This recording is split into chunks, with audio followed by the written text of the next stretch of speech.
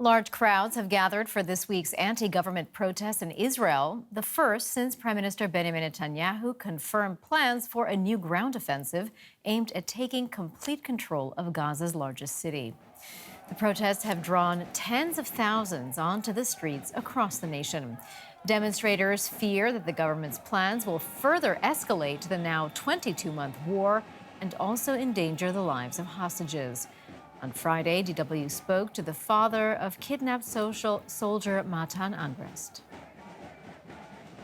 Life from Matan is last 4 months, and it's very difficult waking up every morning and see the first room in the apartment is empty.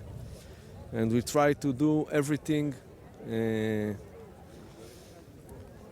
Israel, Washington, and all over the world, and want to see our son is alive, want to see him live, return to Israel.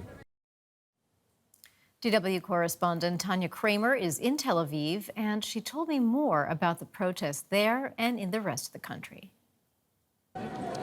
Well, I think you could feel tonight really the frustration, the anger, but also a lot of sadness that, this is now over 670 days that those 50 hostages, some of them deceased, about 20 I believe to be alive, remain in Gaza. And now comes this decision by the government to occupy Gaza City, to actually intensify the war also further, and the relatives here have made that very clear tonight. They're very, very concerned about their relatives there.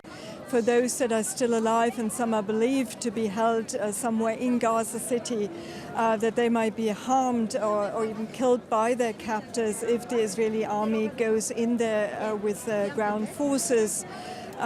Or that also the ones that are deceased are maybe lost forever. And we heard some very, very strong words here.